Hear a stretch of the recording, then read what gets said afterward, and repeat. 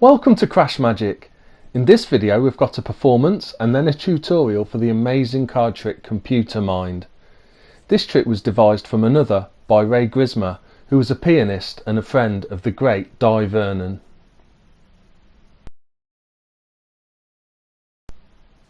To start this trick, Computer Mind, if you could take the cards and shuffle them.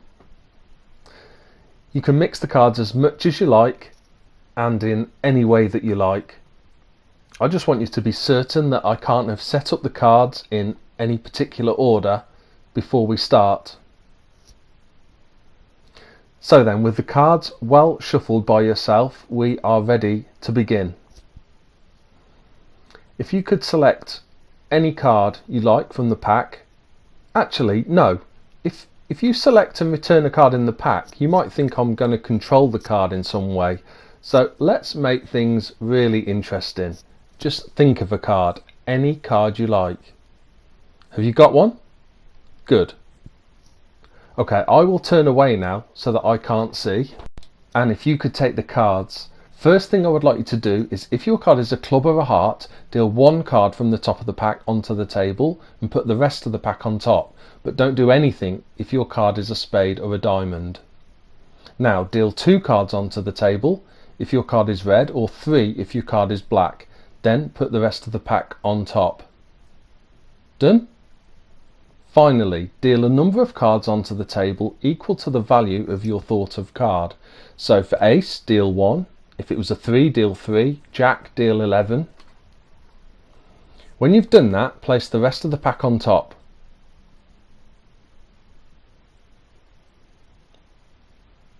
Okay, you done? I will turn back around then. So, your thought of card is just in your head. No one else can possibly know it. But I'm going to take all the cards now and see if we can try something. Now this isn't easy, but I do think I might know the card that you merely thought of. Could it have possibly been the King of Diamonds?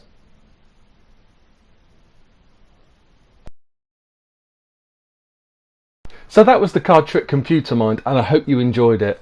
Of course, this trick with the real spectator is so powerful to be able to find their card that they've just merely thought of.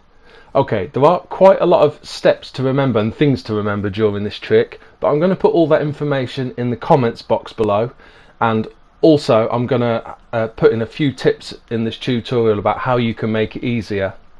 First things first though, it is a totally impromptu trick, so you can let your spectator shuffle to start with. You can set up the cards to start if you want, and I'll show you how, but I think it's best if you let the spectator shuffle and then you spread the cards, and you just need to remember the bottom card and the card that's second from bottom. So in this case it'd be the 8 of spades that you need to remember, and also the 6 of diamonds here that's second from the top. So as you spread the cards, you just need to remember those two cards. That's all you need to remember to start with. Okay, once you've done that, I then spread the cards and ask the spectator if they'd like to take a card, but then say no, you just think of any card you like. And they can of course think of any card. If we use the King of Diamonds again for this tutorial just to start with, so that it keeps it consistent with the performance, and then I'll do it again and we'll use a different card. Okay, so you can then turn away and your spectator takes the cards, and there's sort of 3 steps that they have to then follow with the cards depending on the card that they've thought of. So first step is, if the card they thought of was a club or a heart, they're to deal 1 card on the table. If not, they don't. So in our case we don't deal any. Next, depending on if their card was red or black, if it was red they should deal 2 down on the table. If it was black they should deal 3. So King of Diamonds, we deal 2 down, and then put the rest of the cards on top. And final step is, whatever the value of their card is, they've got to deal that many cards down on the table. Of course this is all done with your back turn. So for us it was a king, so we deal 13 cards down onto the table and then put the rest of the pack on top.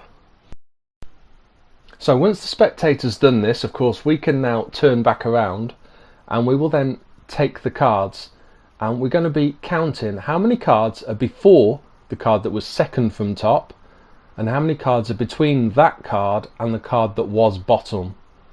So we start counting until we get to the 6 of diamonds there, and there's 14 cards, and there's no cards between the 6 of diamonds and the 8 of spades. So from that, there's then some rules that we can use that, again, I'll put in the comments to work out what their card is. So if there's no cards between the bottom card and what was second, that means their suit was a diamond.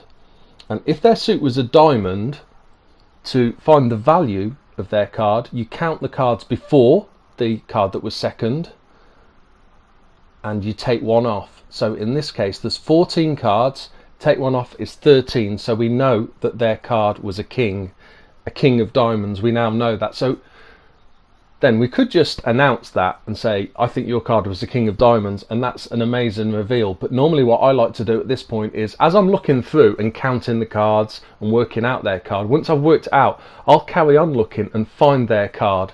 So in this case, it's the king of diamonds, so I'll keep looking through until I find it, and then I'll just pull that card out and place that on the table, because I think it's a really nice effect then to ask your spectator what was the card you merely thought of, and revealed that you have been able to work out and find their card. Okay, so there is quite a lot to remember then, as you can see with this trick, but I think it's absolutely worth it for the effect. So let's go through it one more time, and this time I'm going to go through it a little more slowly to explain the steps in more detail. Also, I've got a few tips of how to make those steps a little easier, and also, like I say, I'm going to put these steps in the comments as well, so that you can see them there. Okay, let's go again then, and to start with, again, our spectator can shuffle the cards. So as I say, this can be totally impromptu, because then you're just going to spot the card that's bottom and second from top. Again, if you want to make that easier, you could set that up with 2 cards that you know.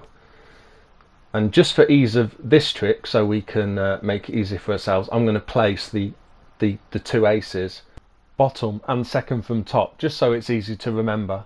Now, like I say, you've got to remember those cards, but you don't actually have to remember which one is bottom and which one is second from top. You don't need to remember that, you just need to remember the 2 cards. So this time, let's say the spectator thinks of the 2 of clubs. So you turn around at this point, and then the spectator now has to do these 3 steps while your back is turned. So the first step they need to do is, if the card that they thought of is a club or a heart, they're to deal 1 card down onto the table and put the rest of the pack on top. But if they thought of a spade or a diamond, they don't need to deal any cards at all. Next step is if their card is red or black. So if their card is red, they're to deal 2 cards down onto the table and put the rest on top. Or if they thought of a black card, they're to deal 3 cards down onto the table and put the rest of the pack on top. Then finally, they're to deal cards based on the value of their card. So whatever the value of their card is, they're to deal that number of cards down onto the table and then place the rest of the pack on top. Now, these 3 steps that the spectator has to do aren't a secret. I mean, you're going to tell the spectator what these three steps are. So to make it easier, and so you don't have to remember them, what you can actually do is write these 3 steps down, or print them on 3 separate cards: step 1, step 2, step 3, and you can actually give those to your spectator, so that when you turn your back, you can get them to look at step 1, read it out and follow that, step 2, and then step 3. And of course they can ask you questions or clarify if they don't understand it, but at least it's written down so that you don't have to remember the steps. So now we can turn back around and pick up the cards and start looking through them and start the process of working out what their thought out card was. So we need to count the cards before we get to the first key card and the number of cards between the 2 key cards. So in this case we've got 2 cards before the first key card and 3 cards between the 2 key cards. So we start with the cards between the 2 key cards, because that will give us the suit of their card. So between the two key cards, if there's no cards, their card was a diamond. If there's one card, their card was a spade. If there's two cards, their card was a heart. Or if there were three cards, their card was a club. So in this case, there's three cards, so that we know their card was a club. So now we know the suit of their thought of card, we can work out the value of their card. So if their thought of card was a club or a heart, then the number of cards before the first key card is the value of their thought of card. But if the suit of their card was a spade or a diamond, then we just have to take away one from that number to give us the value of their thought of card. So in this case, we know their suit is a club. There's two cards before the first key card, so we know that the value of their card was a 2, and so their card was the 2 of clubs in this case. So of course, once you know that, it's up to you how you reveal it. If you just come out with the fact that you know that their card was the 2 of clubs, or like I say, the way I prefer to do it is as I'm going through the pack, counting, working it out. Once I know, I like to take their card out, place it face down, ask them what their thought of card was, and then reveal that the card matches.